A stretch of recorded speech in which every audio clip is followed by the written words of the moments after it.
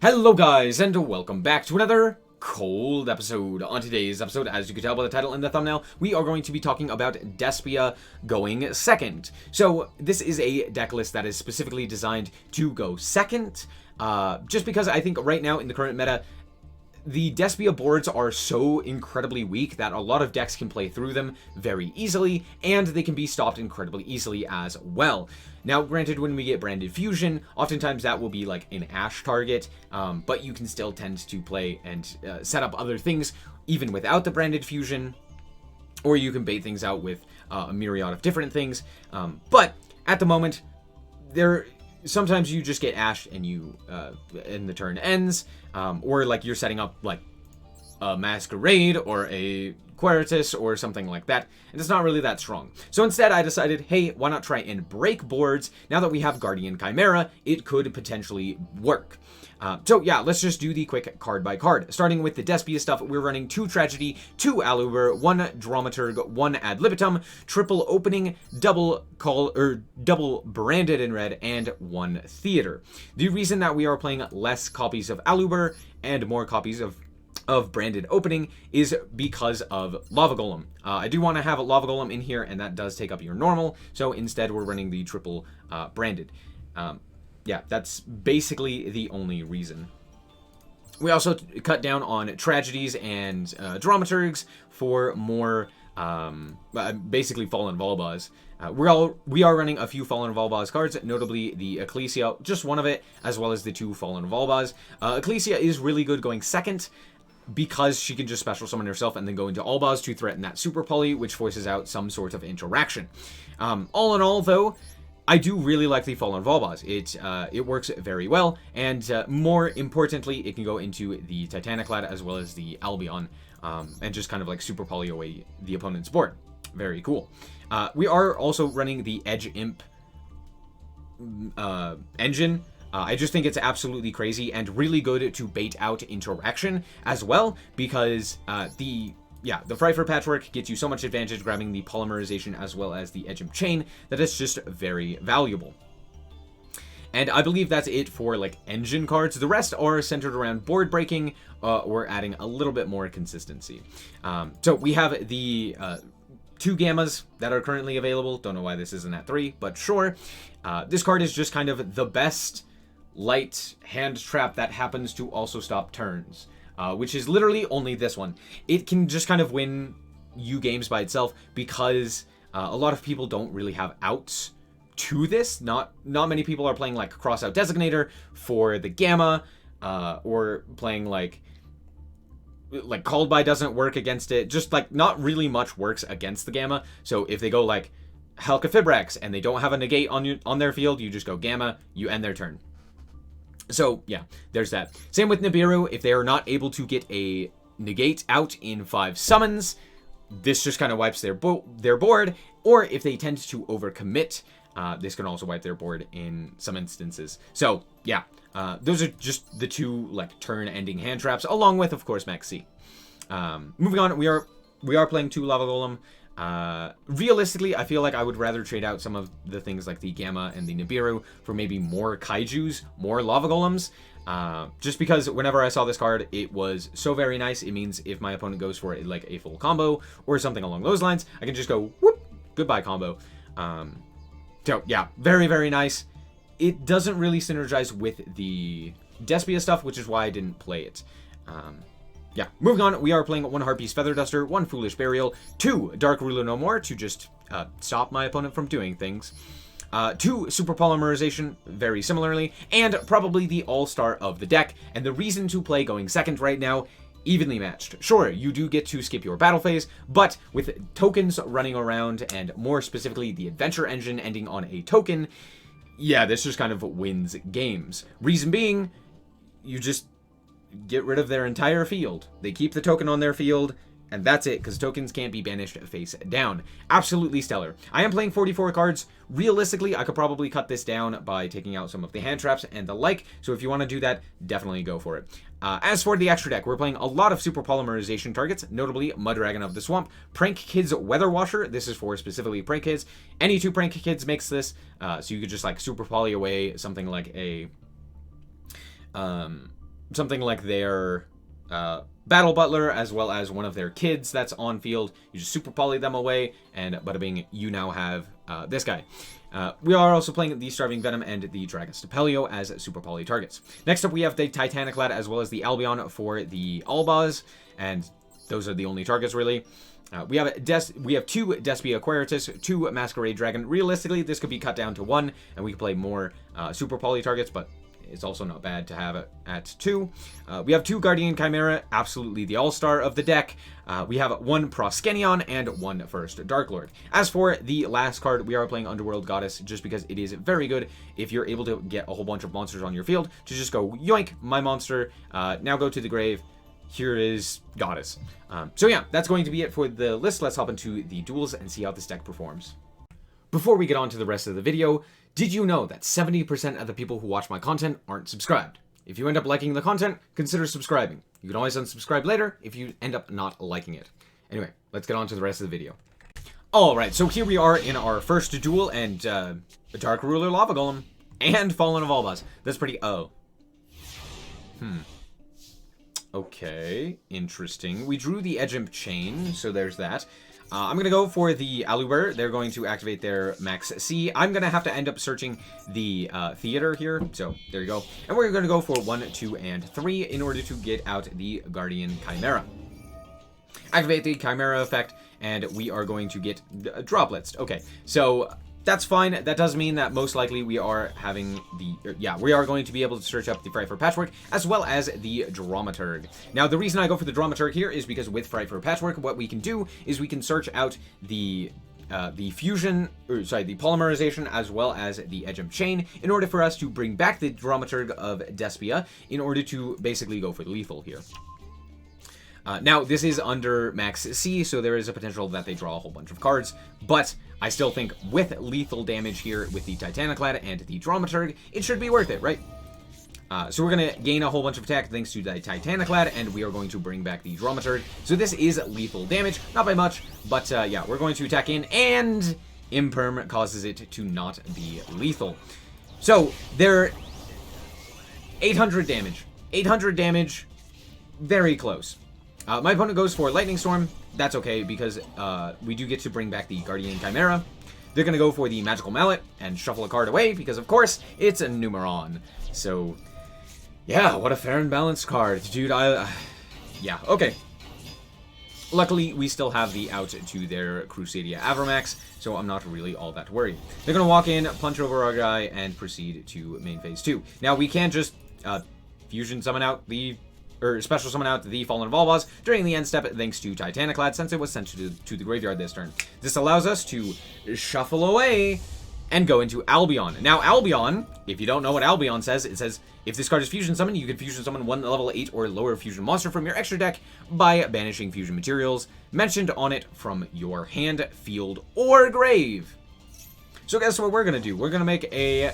That's right, Masquerade by banishing 2 monsters. It's going to get shuffled away, but that's fine because we're going to search out the Aluber, and at this point, game is on board. So yeah, good game. Alright, so here we are once again going first? Huh. So we're playing against a going second deck, which is not the greatest, especially since we get Imburned. But that's okay. We drew the Super Polymerization Maxi and a Nibiru, and since we drew 2 Maxis, we can pitch 1 for the other, so that's nice. I see the Pankratops come down, and I go, yeah, alright, I guess I drop the Maxi just in case they kaiju me, or something like that. But, okay.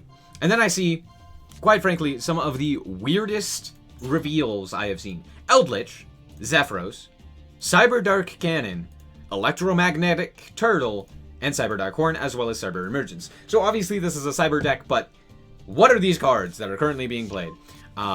Yeah, I don't know what this deck list is. They want to go second. I don't know what they're trying to do. But hey, Pankratops is a hell of a card. Oh, and out comes the Fusion Destiny. This is actually fantastic for me because that means that we can actually fusion, Super Polymerization away their DPE. So I'm really not too upset about it. They're going to proceed to the battle phase, and I am going to Super Polymerization and send that evenly match that we ended up getting into the Starving Venom Fusion Dragon. Now, I wasn't originally playing the Dragostapelio, even though that would have been amazing here. But yeah, we're just going to get our board wiped. Not the greatest, but hey, we have some really good top decks, so and there it is, the best of the top decks. So we're going to grab up the theater here, and I don't really need this Nibiru, so out it goes. We're going to go for the Despia Q and proceed to battle. Dome 'em for 25, and there you go. At this point, it's just Despian Queritus control. They're going to go for their Cyber Emergence to add the Cyber Dragon, and I will activate my Maxi here, basically forcing them to end their turn. They do go for the Cyber Dragon Keel and attack in with their Cyber Dark Cannon to dump an Electromagnetic Turtle so that they don't die. They also happen to draw a card, and they draw probably their best to draw with Cyber Dark Realm, so there's that. They also then search the Cyber Dark Inferno. They're going to go for Inferno, bounce back the Keel, normal summon it again, since they haven't used the normal summon of their Cyber Dark Realm, and proceed to equip the Cyber Dark Claw. I draw Gamma, which doesn't do anything, so I'm just going to go to battle and force out that Electromagnetic Turtle. Okay. Main phase 1, they're going to activate and bounce the Keel. They're going to special summon out the Cyber Dragon. They're going to normal summon the Keel. And then they are going to set a card and draw 2 because Celestial is fair and balanced. And then they go for Cyframe Lord Omega. Now, I was really scared that this was going to be Hulk, but alas, it was not. It was Cyframe Lord Omega, which doesn't do anything against our hand because it's Gamma. It ain't doing anything anyway. They're going to walk in. That's A-okay with me because we are going to bring back the Aluber. Now, I really do need to top deck something here. I do. It's Super Poly. They're going to set their Wind Ignister back to the deck, and I'm going to Super Poly away the entire board for Proskenion. They happened to have a Light, a Dark, and a Despia on field for that Super Polymerization. So, a phenomenal top deck. Way to go, Proskenion. Now, this replay wasn't anything too interesting, but I know that someone out there is going to say that this was a very fun duel, because guess what? It's set for Eldritch Pass. Hooray. We did draw the Allure of Darkness, so we're going to fire that off, and would you look at that? I'm just the better player. I'm going to activate my Maxi. It's going to get Solemn Strike, which is A-okay with me. Out comes the Eldritch, and we are going to Super Poly it away with our Fallen Revolvas. Going into Titaniclad, we are going to then activate the Edgem Chain to search out the Frightful Patchwork, as well as activate the Patchwork to search out the Polymerization and the Edgem Chain, to the which my opponent will concede. Alright, so here we have an okay hand. It's really good at breaking boards, the Double Evenly Matched, the Fallen Revolvas, the Called by the Grave, and it kind of has a pseudo-starter with the Foolish Burial. Now, we are playing against the Rite of Aramesir, aka Adventure Token. So, out comes the Wandering Griffin Rider. They are going to pitch a Cloak. Okay, well, I guess we... Okay, this is looking scary. Alright. Now, granted, we do have the Double Evenly Matched, so as long as we just go to battle phase and then drop the Double Evenly Matched, we should be fine. I actually went to the bathroom while this guy was doing his combo, so... There we go. Yeah, I knew it was going to take forever, and we ain't got anything to answer it. Anyway, they're going to go for their Phantom Knights of the of Torn Scales. They're going to set themselves the Scythe. They're going to then go for the Link Spider in order to go for, that's right, Verte Anaconda. They're going to activate the Verte in order to grab up a DPE, and they have 3 setback row, 1 Omni Negate, and 1 Scythe. So, yeah, there you go. They're going to go for their DPE, and they make the biggest mistake that they have ever made in their entire life and not destroy the DPE. They instead destroy the Verte. Why? Just destroy the DPE, it comes back, it gives you some sort of recursion. It's not going to be useful on the field as of right now. I don't understand why people do this. Also, Driver for turn. Feels good. Anyway, out comes the Scythe. Sure, that's fine. Oh no, I'm Scythe locked. I could have called bite it, but why would I? There's no point to that. Anyway, second evenly, and away goes their entire board. At this point, they realize that the game is over. Gotta love the Double Evenly Matched. So, a lot of these duels have been pretty quick just due to the fact that people, when they go second, tend to not really... when they get their boards broken, tends to not really want to keep playing, even though they might have a shot at just coming back into it. But yeah, here we are up against Flunder, and Flunder is a very difficult matchup for us, given the fact that it locks us from special summoning, which means we can't, like, Lava Golem them, and it's just overall a rather difficult to deal with end board. They can tribute over things, they can flip things face down, they can prevent us from special summoning, they have a Floodgate on attack position, special summoned monsters, but it doesn't matter because I drew the Harpy's Feather Duster. So they're going to end on a pretty standard board, the Set Trap, the map, the M-Pen, the Barrier Statue, and it doesn't matter because Harpy's Feather Duster. So they're going to go for the Robina here in order to add back the Eaglin and add the Stree. They're going to go for the Stree here, I guess. I don't know. Banish the map. Then they're going to go for the Toucan to add back the map, and then they are going to go for a Ryza, and they're going to bounce a few cards. They're going to bounce the Stree. They're going to, or sorry, they're not going to bounce it. They're going to set to the top of their deck the Stree, the Prosperity, as well as return to the hand the Ryza. Then I'm just going to normal summon Aluber, search out the Theater, walk into the statue, activate Theater, activate Foolish Burial first, in order for us to go for the Tragedy to search out Dramaturg of Despia. Then I'm actually going to go for a fusion of the first Dark Lord. Reason being, Flunder has a very difficult time outing this guy because everything they do targets.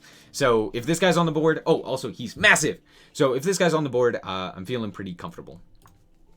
We're going to special summon out the Dramaturg as well, and then we are going to special summon out the Tragedy, just to give us more bodies on the field. They're going to go for a Prosperity because they stacked it, because Ryza is a fair and balanced card. I'm going to go for first Dark Lord once again in order to bring out the Aluber in chain. I don't know why I chained it, but I did.